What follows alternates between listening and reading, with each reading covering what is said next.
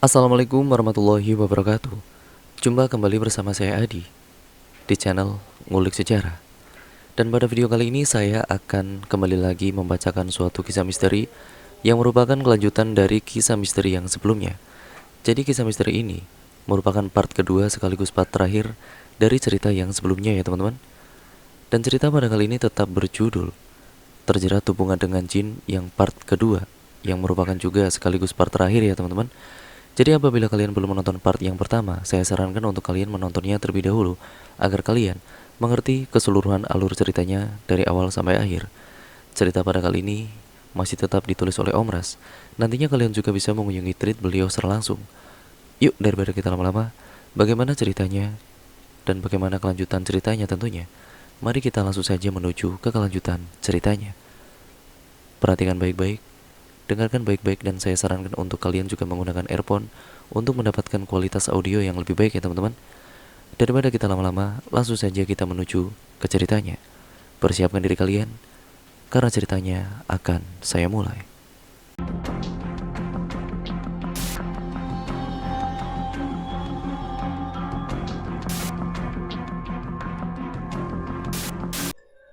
Di luar masih sepi, hanya suara guyuran air dan juga nyanyian Risma dari dalam kamar mandi yang terdengar. Saat sedang sambuan, mata Risma ini terkena air sampo yang mengalir dari kepalanya, membuat Risma bergegas membasuh wajahnya. Namun rasa perih di matanya itu masih terasa hingga tiba-tiba Risma merasakan ada angin hangat yang lembut seperti tiupan nafas seseorang mengenai matanya. Lalu perlahan-lahan rasa perih yang ia rasakan pun kemudian hilang seketika. Merasa ada yang tidak beres, Risma segera mengakhiri mandinya.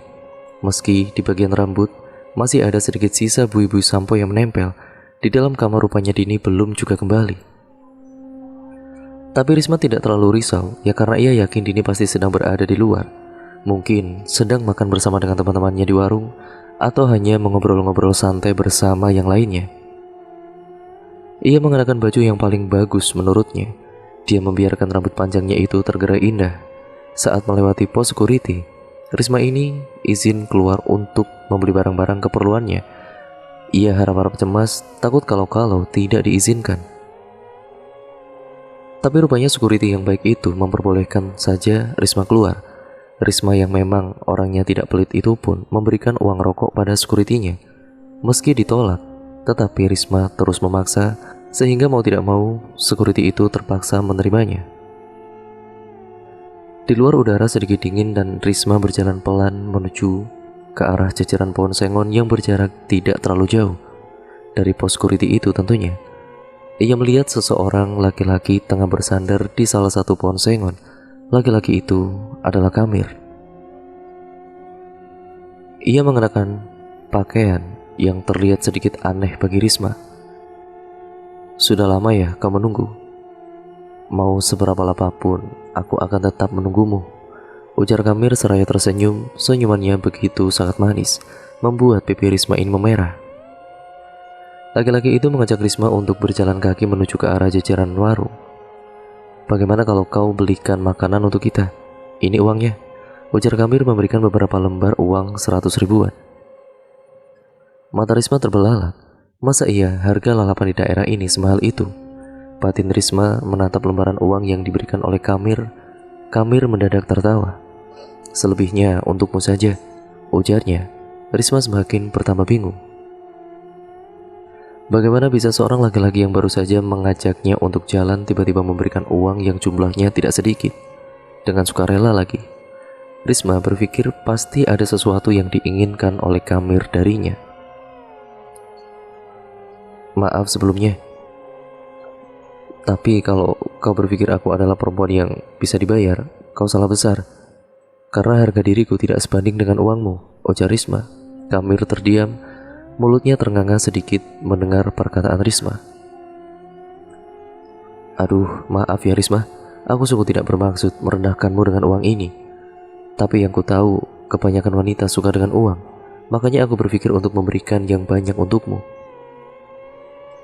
Risma ini menarik nafas dengan panjang, tapi ia melihat raut penyesalan pada wajah Kamir yang membuatnya kemudian memaafkan pria tersebut. Risma menyeberang jalan dan menuju ke arah warung makan dan ia memesan 2 porsi makanan. Namun saat sedang menunggu makanan siap, Risma digoda oleh dua orang laki-laki yang sedang minum kopi di warung tersebut. Mereka mendekati Risma untuk meminta nomor teleponnya, akan tetapi Risma ini tidak menanggapi dan berpindah duduk ke meja yang lain. Tiba-tiba saja di antara keduanya mengeluhkan sakit perut, hingga membuatnya terpaksa harus menumpang ke toilet warung. Risma tersenyum melihat sedikit warna kuning yang terlihat keluar dari celana lelaki itu. "Tukar," ucap Risma saat menerima pesanannya. Kata-kata jual biasanya diucapkan pedagang dan dijawab dengan kata tukar oleh pembeli di daerah Kalimantan Selatan. Namun di daerah Kalteng, khususnya penduduk asli sana, mereka hanya menggunakan kata terima kasih, kecuali kalau pedagangnya itu dari Nagara atau Kalimantan Selatan. Akan tetapi pemilik warung itu hanya mengangguk dan tidak menjawab ucapan Risma. Risma tersenyum malu saat berjalan keluar. Kebiasaan di hilir Kalsel terbawa sampai ke sini. Malunya aku tidak ada respon, gumam Risma. Mereka duduk di warung kecil dan makan di sana. Sesekali Risma ini curi-curi pandang pada laki-laki itu, namun di sekian kalinya ia mencuri-curi pandang pada Kamir, Risma terperanjat kaget begitu melihat mata Kamir nampak menyala, mirip seperti mata kucing yang terkena sorotan cahaya. Tapi begitu ia melihat mata Kamir lagi, mata itu nampak normal-normal saja. Mungkin aku yang salah lihat. Setelah selesai makan, Kamir mengantarkan Risma untuk pulang kembali ke mesnya, meski ia tidak ikut masuk ke dalam. Risma lantas tersenyum ketika Kamir meminta izin untuk memegang tangannya.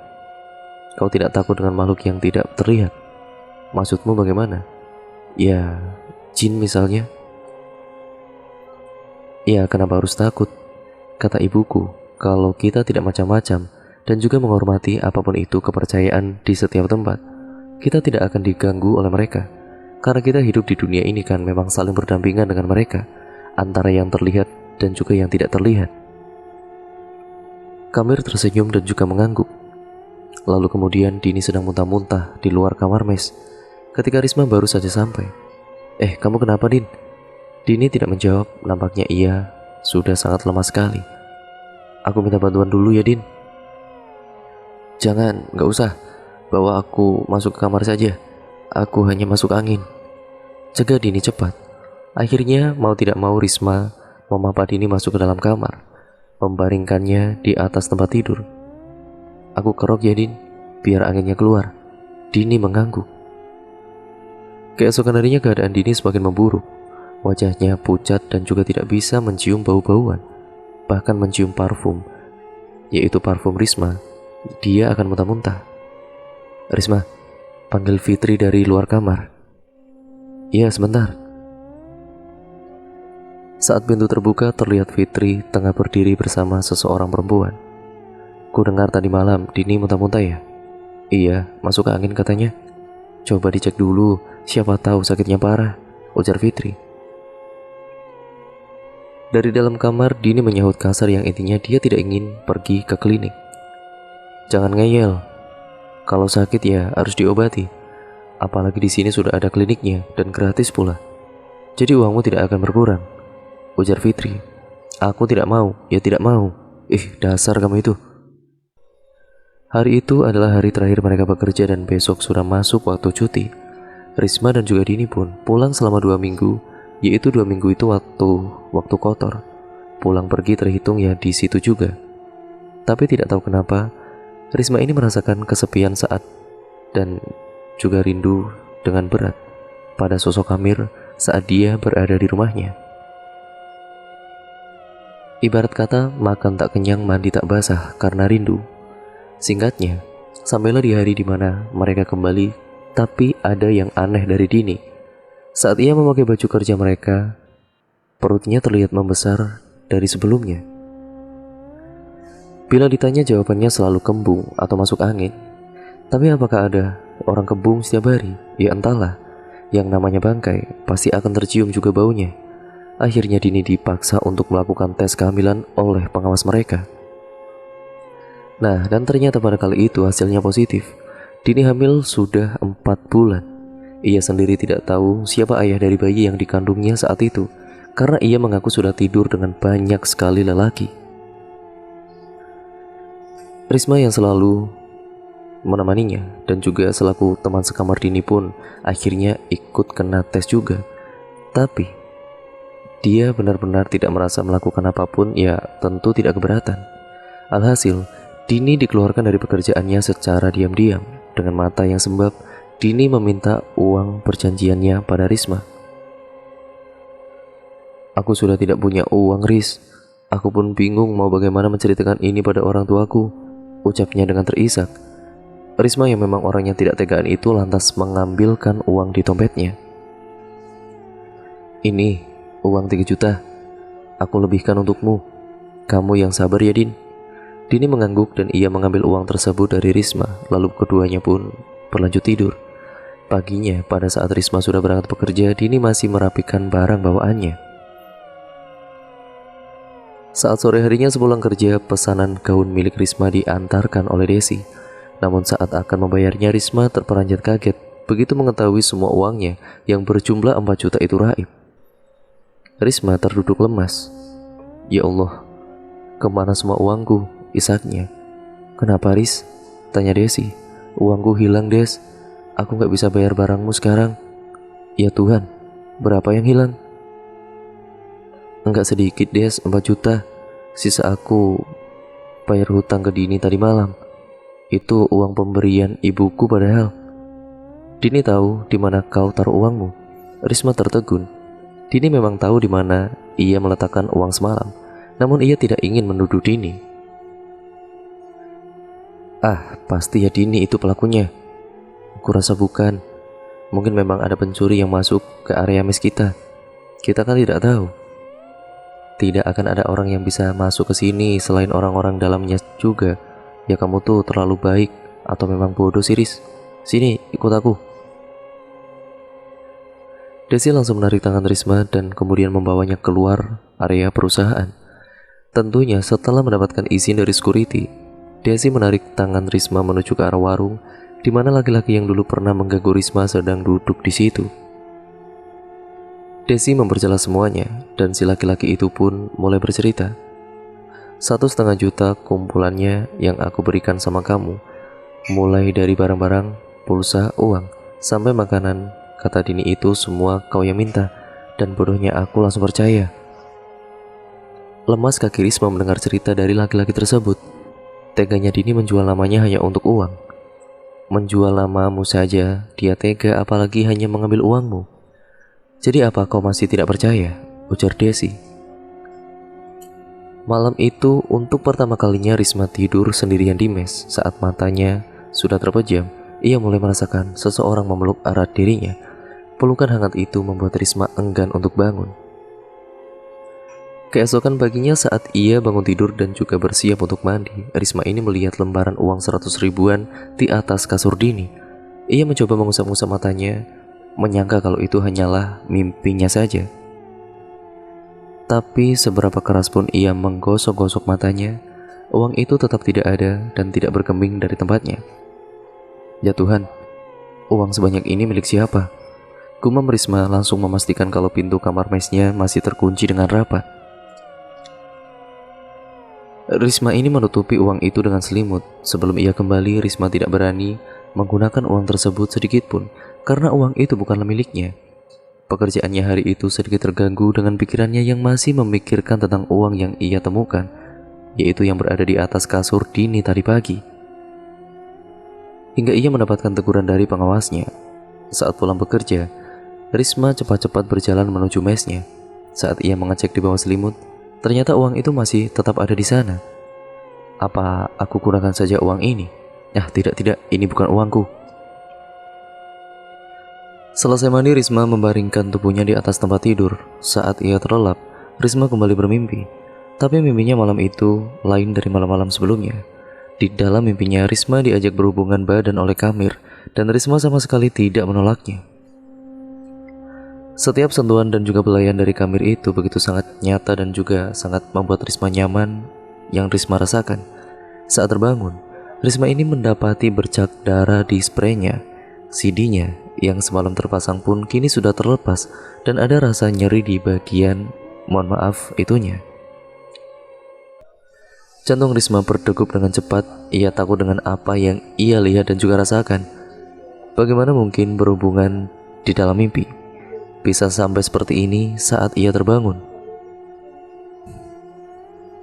Risma tidak fokus kerja pada hari itu karena rasa nyeri di area kewanitaannya membuat ia sulit bergerak dengan leluasa. Saat malam tiba dan juga di saat Risma sudah berusaha memejamkan matanya, Kamir muncul di dalam kamar itu, membuat Risma kaget dan juga ketakutan. Ia takut kalau teman-temannya tahu kedatangan Kamir. Mereka tidak akan tahu, kamu tenang saja. Aku kemari karena aku rindu padamu. Sehari tidak melihatmu rasanya seperti berbulan-bulan. Dari mana kau masuk? Pintuku kukunci dari dalam. Bagaimana bisa kau masuk tanpa merusak kunci? Kamir tersenyum dan ia mendekati Risma, naik ke atas tempat tidur dan berbaring di sana. Hembusan nafasnya yang sangat mengingatkan Risma pada perasaan aneh yang selalu ia rasakan. Apa ini? Kamir lalu memeluk Risma. Pelukan itu rasanya tidak asing. Pelukan hangat yang sangat-sangat menenangkan. Siapa kau sebenarnya? Aku Kamir, seseorang yang sangat mencintaimu. Kau bukan manusia kan? Aku tahu sekarang. Dan semuanya mulai masuk akal. Dari awal aku datang, kau yang berdiri menatapku di sudut kamar mandi kan? Lagi-lagi Kamir tersenyum. Maafkan aku bila aku tidak jujur. Aku hanya takut jika kau tahu siapa aku sebenarnya, kau akan menjauhiku. Aku takut kau tinggalkan, karena aku sangat mencintaimu. Perasaan apa ini? Kenapa aku tidak bisa marah? Kenapa aku malah nyaman dengan makhluk ini? Padahal dia sudah jujur mengatakan kalau dia memang bukan manusia. Apa aku sudah gila? Risma terdiam dan ia hanyut dalam pikirannya sendiri ketika pelan-pelan Kamir mulai mencumbuinya. Keesokan paginya, pada kala itu Risma terbangun. Dalam keadaan tidak mengenakan sehelai benang pun, buru-buru ia mandi dan bersiap-siap untuk bekerja. Riz, nanti malam kita lihat orang acara yuk, ajak Desi. Dan acara apa, Des? Wara, malam ini orang-orang Manasai. Jarang-jarang loh kita bisa lihat acara ini. Acara apa itu? Udah, ikut aja lah. Daripada di mes mulu, bosan kan? Risma pun akhirnya mengiyakan. Meski ia sendiri tidak tahu acara apa yang dimaksud oleh Desi.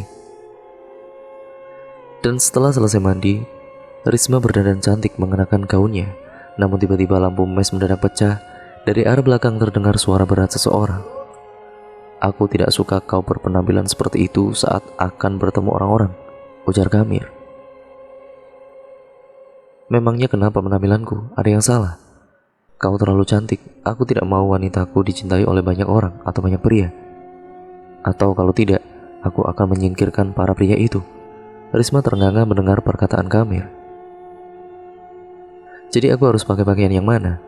Kau pilihkan untukku, ujar Risma. Kemudian sebuah kain berbau kecut melayang mengenai Risma. Pakai itu. Aku tidak bisa lihat. Lampunya mati karena ulahmu. Risma pun mengambil HP-nya dan menyintari kain yang dilemparkan oleh Kamir. Astaga, ini kan lap kaki, ujar Risma melemparkan sisa baju lusuhnya yang dijadikan kain lap. Ya, kau boleh pergi tapi pakai itu. Kau gila kah? Tidak terdengar jawaban dan kemudian Risma lalu mencari-cari uangnya yang merupakan pemberian Kamir. Namun uang itu ternyata sudah raib entah kemana. Kau juga tidak mau memberikanku uang. Aku akan memberikanmu uang hanya jika kau tidak jadi pergi. Risma menjadi emosi mendengar jawaban dari Kamir. Lalu tanpa pamit ia lantas pergi. Keras kepala, tidak mau menurut, ujar suara Kamir bergema di telinga Risma. Mereka kemudian berangkat dengan menaiki sepeda motor milik Desi yang dititipkan pada pemilik warung yang merupakan keluarga jauhnya. Namun karena jalanan pada saat itu sunyi dan juga sangat jauh menuju desa yang dituju, membuat Risma sedikit takut. Ia tidak takut dengan hantu tapi dengan orang-orang jahat. Ia seperti perampok, begal dan juga yang lainnya. Tapi kata Desi, di situ aman. Ya walaupun sunyi sepi, tapi aman dari orang-orang jahat. Acara itu pun hanya berisi permainan judi mulai dari kartu sampai gurak. Risma ini tidak terlalu suka dengan acara itu, apalagi acara manasainya itu yang masih lumayan lama. Alhasil Risma mengajak Desi pulang sebelum acara manasai dimulai. Mau tidak mau Desi pun ikut pulang. Di tengah jalan mereka diikuti oleh 3 buah motor yang knalpotnya berisik sekali. Mereka terus memanggil-manggil Risma dan juga Desi, tapi berhubung mereka itu takut kenapa-napa, mereka berdua pun tancap gas. Dan pada saat Risma menengok ke belakang, ia melihat salah satu pemotor itu terbalik. Entah apa yang terjadi. Puas, pulang sampai diikuti laki-laki. Untung aku mengikutimu. Coba kalau tidak, entah apa yang terjadi padamu saat ini, ujar Kamir. Risma yang sebelumnya marah pada Kamir lantas tersenyum dan memeluknya dengan erat. Jadi kau yang membuat motornya tadi jatuh? Iya, itu kulakukan untuk menjagamu. Sebenarnya aku jarang menyakiti manusia, tapi mau bagaimana lagi?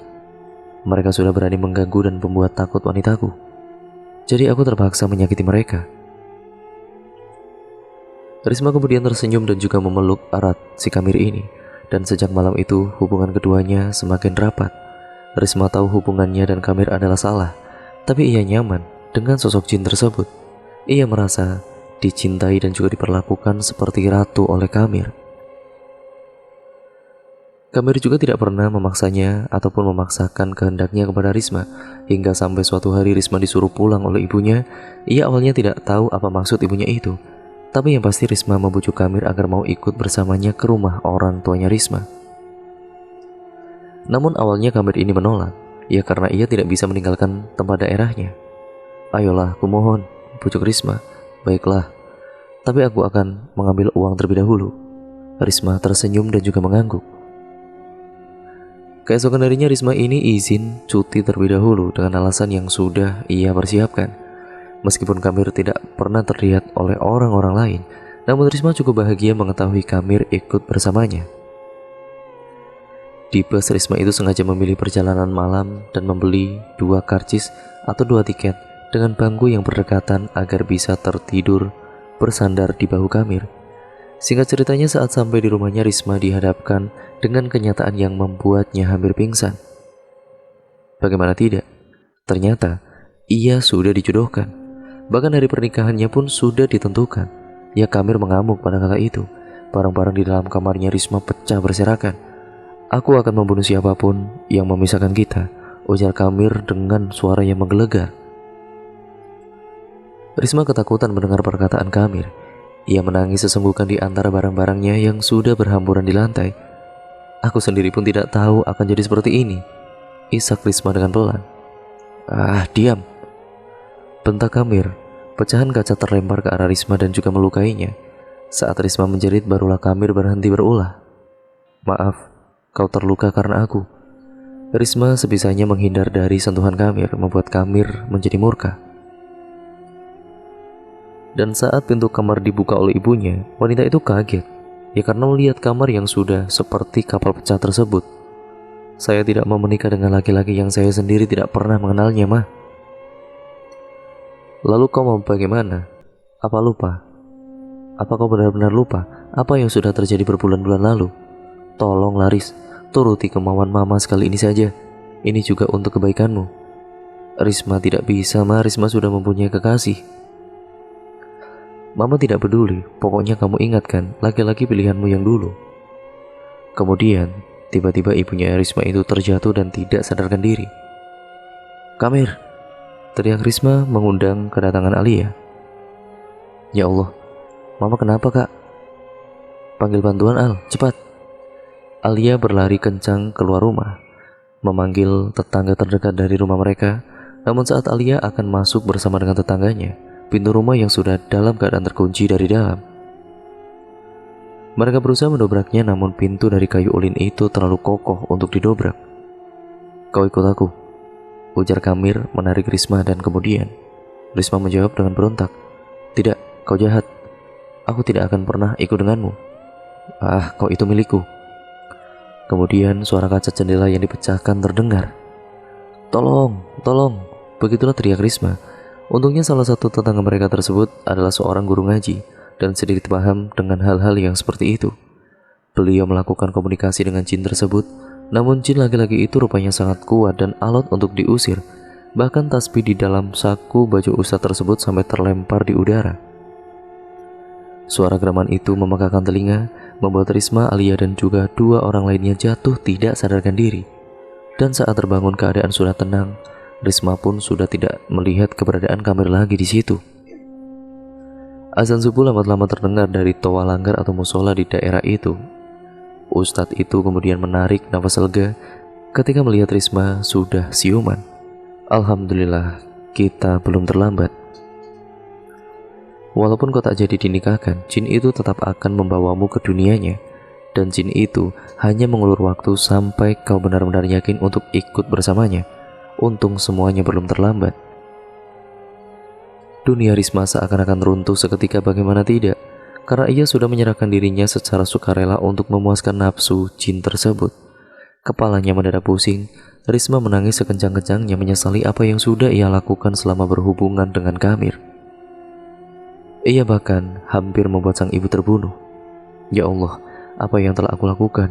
Isak Risma dengan suara bergetar, hubungan cinta yang menyesatkan dan tidak seharusnya terjadi. Risma kemudian benar-benar menyesali dirinya dan yang mau-maunya menerima sosok itu hanya karena wajahnya yang tampan dan sikapnya yang hangat.